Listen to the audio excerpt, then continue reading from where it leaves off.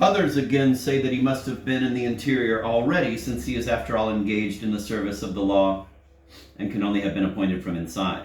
This is countered by arguing that he may have been appointed by a voice calling from the interior, and that anyhow he cannot have been far inside, since the aspect of the third doorkeeper is more than he can endure.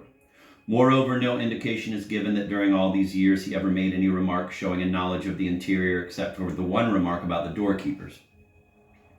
He may have been forbidden to do so, but there is no mention of that either. On these grounds, the conclusion is reached that he knows nothing about the aspect and significance of the interior, so that he is in a state of delusion, but he is deceived also about his relation to the man from the country, for he is inferior to the man and does not know it. He treats the man instead as his own subordinate, as can be recognized from many details that must be still fresh in your mind, but according to this view of the story, it is just as clearly indicated that he is really subordinated to the man.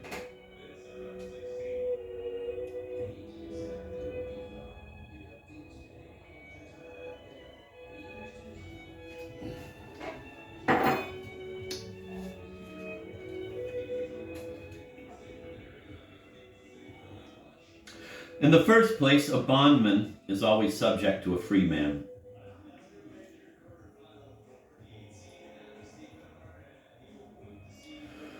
Now, the man from the country is really free. He can go where he likes. It is only the law that is closed to him, and access to the law is forbidden him only by one individual, the doorkeeper.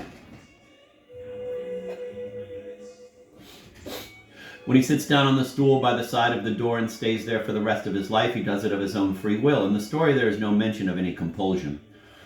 But the doorkeeper is bound to his post by his very office. He does not dare go out into the country, nor apparently may he go into the interior of the law, even should he wish to. Besides, although he is in the service of the law, his service is confined to this one entrance. That is to say, he serves only this man for whom alone the entrance is intended. On that ground, too, he is inferior to the man.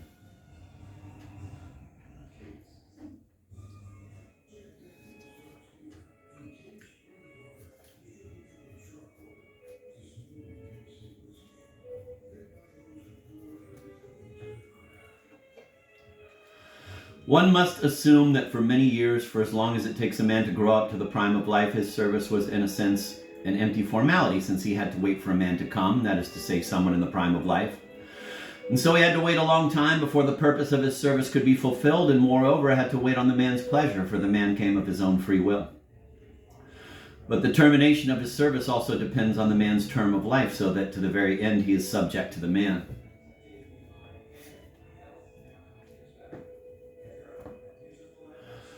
And it is emphasized throughout that the doorkeeper apparently realizes nothing of all this.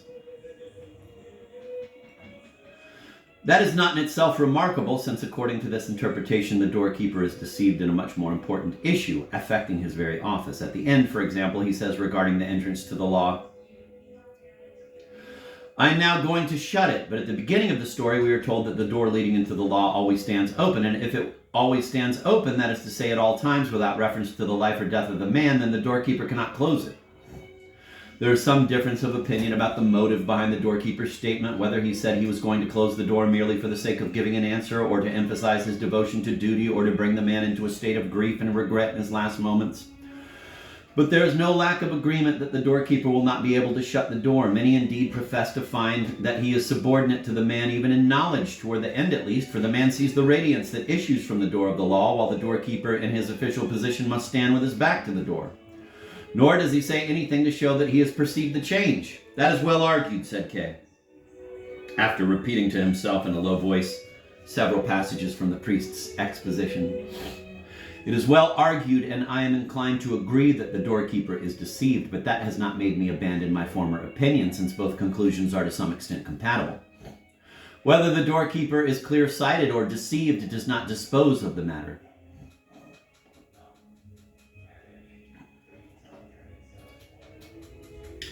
I said the man is deceived. If the doorkeeper is clear-sighted, one might have doubts about that. But if the doorkeeper himself is deceived, then his deception must of necessity be communicated to the man. That makes the doorkeeper not indeed a deceiver, but a creature so simple-minded that he ought to be dismissed at once from his office.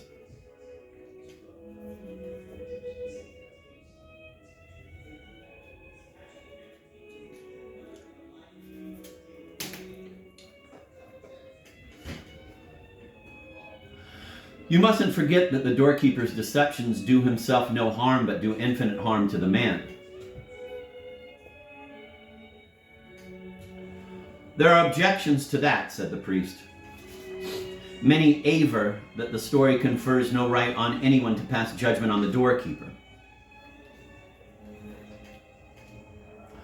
Whatever he may seem to us, he is yet a servant of the law. That is, he belongs to the law, and as such is beyond human judgment. In that case, one must not believe that the doorkeeper is subordinate to the man.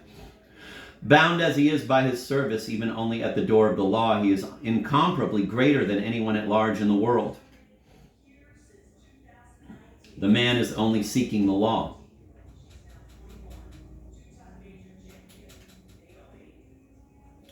The man is only seeking the law. The doorkeeper is already attached to it. It is the law that has placed him at his post. To doubt his dignity is to doubt the law itself. I don't agree with that point of view, said Kay, shaking his head, for if one accepts it, one must accept as true everything the doorkeeper says, but you yourself have sufficiently proved how impossible it is to do that. No, said the priest, it is not necessary to accept everything as true. One must only accept it as necessary. A melancholy conclusion, said Kay. It turns lying into a universal principle.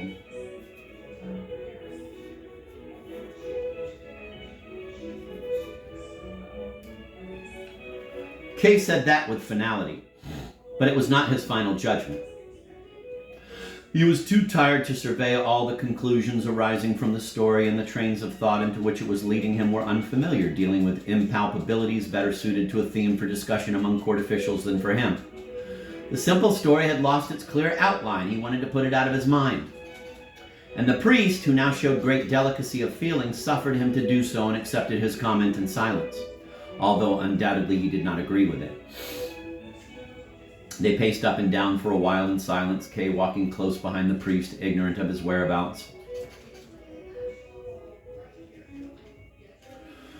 The lamp in his hand had long since gone out. The silver image of some saint once glimmered into sight immediately before him by the sheen of its own silver, and was instantaneously lost in the darkness again. To keep himself from being utterly dependent on the priest, Kay asked, "Aren't we near the main doorway now?" "No," said the priest. "We're a long way from it. Do you want to leave already?" Although at that moment Kay had not been thinking of leaving, he answered at once, "Of course, I must go. I'm the chief clerk of a bank. They're waiting for me. I only came here to show a business friend from abroad around the cathedral." "Well," said the priest, reaching out his hand to Kay, "then go." "But I can't find my way alone in this darkness," said Kay. "Turn left to the wall," said the priest. "Then follow the wall without leaving it, and you'll come to a door." The priest had already taken a step or two away from him, but Kay cried out in a loud voice, "Please wait a moment." "I am waiting," said the priest. "Don't you want anything more from me?" asked Kay. "No," said the priest. "You were so friendly to me for a time," said Kay, "and explained so much to me, and now you let me go as if you cared nothing about me." "But you have to leave now," said the priest. "Well, yes," said Kay. "You must see that I can't help it." "You must first see who I am," said the priest. "You are the prison chaplain," said Kay, groping his way nearer to the priest again. His immediate return to the bank was not so necessary as he had made out. He could quite well stay longer. "That means I belong to the court," said the priest. "So why should I want anything from you? The court wants nothing from you. It receives you when you come, and it dismisses you when you go."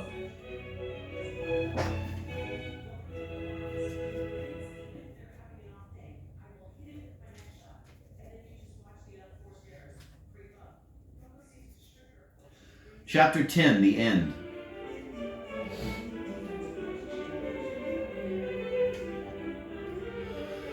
On the evening before Kay's 31st birthday, it was about 9 o'clock, the time when a hush falls on the streets, two men came to his lodging, in frock coats, pallid and plump, with top hats that were apparently irremovable. After some exchange of formalities regarding precedence at the front door, they repeated the same ceremony more elaborately before Kay's door. Without having been informed of their visit, Kay was sitting also dressed in black in an armchair near the door, slowly pulling on a pair of new gloves that fitted tightly over the fingers, looking as if he were expecting guests. He stood up at once and scrutinized the gentleman with curiosity. "So you are meant for me?" he asked. The gentleman bowed, each indicating the other with the hand that held the top hat. Kay admitted to himself that he had been expecting different visitors. He went to the window and took another look at the dark street. Nearly all the windows at the other side of the street were also in darkness, and many of them curtains were drawn.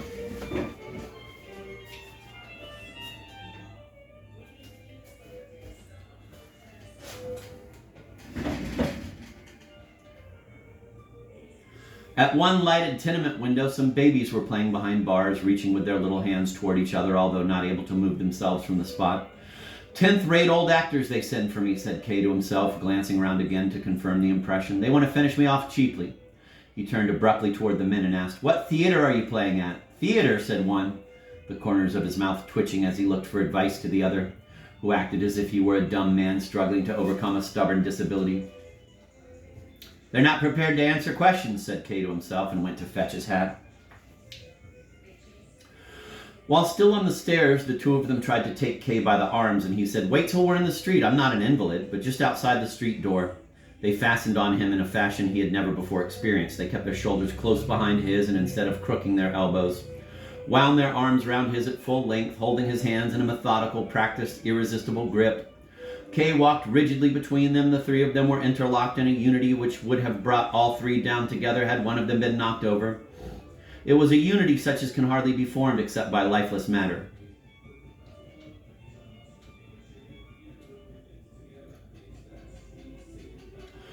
Under the street lamps, Kay attempted time and time again, difficult though it was at such very close quarters, to see his companions more clearly than had been possible in the dusk of his room.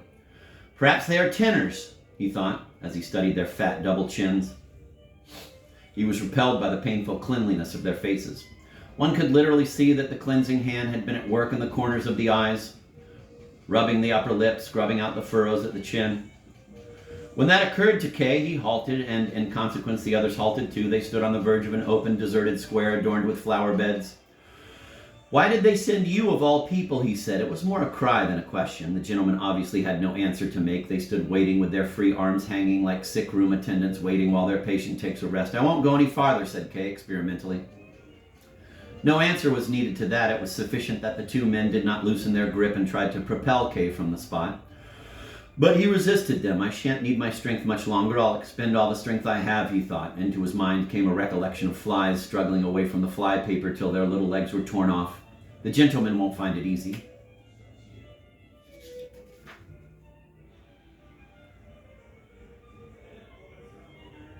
And then before them, Fräulein Berstner appeared, mounting a small flight of steps leading into the square from a low-lying side street. It was not quite certain that it was she, but the resemblance was close enough.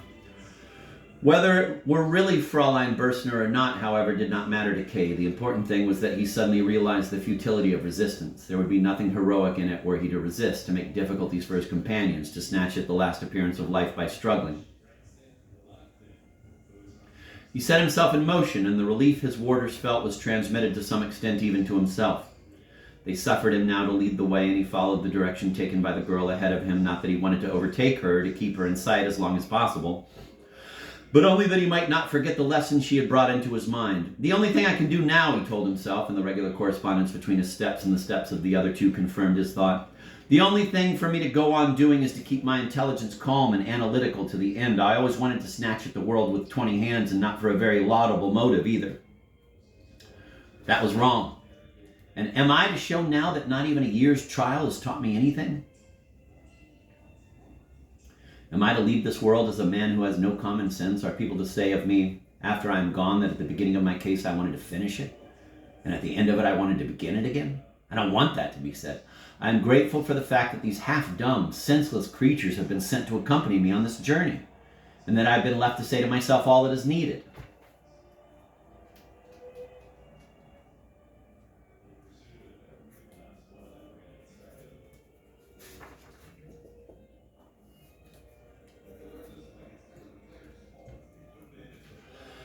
Fräulein Berstner, meanwhile, had gone round the bend into a side street, but by this time Kay could do without her and submitted himself to the guidance of his escort. In complete harmony, all three now made their way across a bridge in the moonlight. The two men readily yielded to Kay's slightest movement, and when he turned slightly toward the parapet, they turned too in a solid front. The water, glittering and trembling in the moonlight, divided on either side of a small island on which the foliage of trees and bushes rose in thick masses, as if bunched together. Beneath the trees ran gravel paths, now invisible, with convenient benches on which Kay had stretched himself at ease many a summer. "I didn't mean to stop," he said to his companions, shamed by their obliging compliance. Behind Kay's back, the one seemed to reproach the other gently for the mistaken stop they had made, and then all three went on again.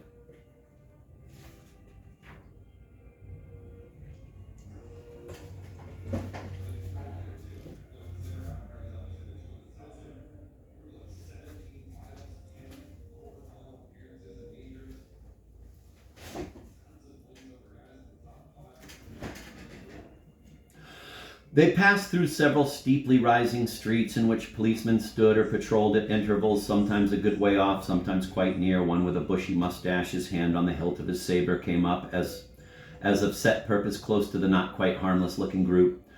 The two gentlemen halted. The policeman seemed to be already opening his mouth, but Kay forcibly pulled his companions forward. He kept looking round cautiously to see if the policemen were following. As soon as he had put a corner between himself and the policeman, he started to run, and his two companions, scant of breath as they were, had to run beside him. So they came quickly out of the town, which at this point merged almost without transition into the open fields. A small stone quarry, deserted and desolate, lay quite near to a still completely urban house. Here the two men came to a standstill, whether because this place had been their goal from the very beginning or because they were too exhausted to go farther. Now they loosened their hold of Kay, who stood waiting dumbly, took off the top hats and wiped the sweat from their brows with pocket handkerchiefs, meanwhile surveying the quarry. The moon shone down on everything with that simplicity and serenity which no other light possesses.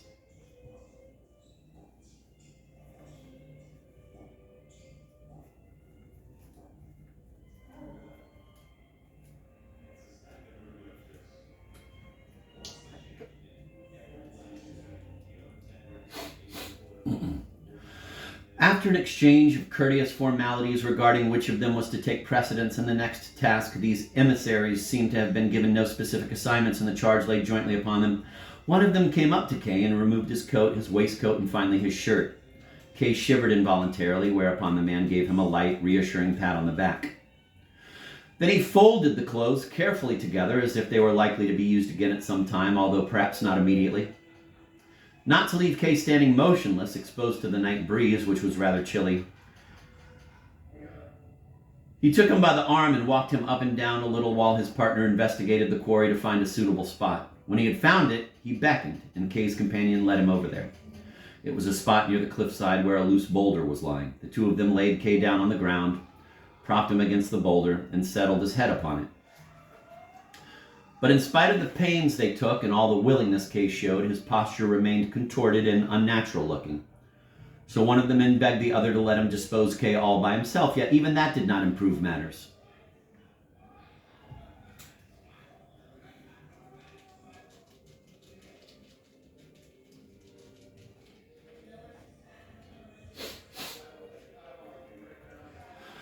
Finally, they left Kay in a position which was not even the best of the positions they had already tried out. Then one of them opened his frock coat and out of a sheath that hung from a belt girt round his waistcoat drew a long, thin, double-edged butcher's knife, held it up and tested the cutting edges in the moonlight. Once more the odious courtesies began. The first handed the knife across to Kay, to the second, who handed across Kay back again to the first. Kay now perceived clearly that he was supposed to seize the knife himself as it traveled from hand to hand above him and plunge it into his own breast. But he did not do so.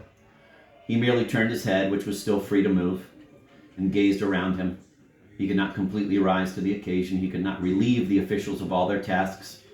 The responsibility for this last failure of his lay with him who had not left him the remnant of strength necessary for the deed. His glance fell on the top story of the house adjoining the quarry. With a flicker as of a light going up, the casements of a window flew open. With a flicker as of a light going up, the casements of a window there suddenly flew open. A human figure, faint and insubstantial at that distance and that height, leaned abruptly far forward and stretched both arms still farther. Who was it? A friend?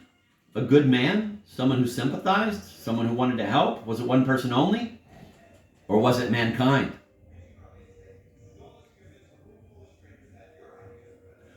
Was help at hand? Were there arguments in his favor that had been overlooked? Of course there must be. Logic is doubtless unshakable, but it cannot withstand a man who wants to go on living. Where was the judge whom he had never seen? Where was the high court to which he had never penetrated? He raised his hands and spread out all his fingers. But the hands of one of the partners were already at Kay's throat, while the other thrust the knife deep into his heart and turned it there twice. With failing eyes, Kay could still see the two of them immediately before him, cheek leaning against cheek, watching the final act. Like a dog, he said. It was as if the shame of it must outlive him.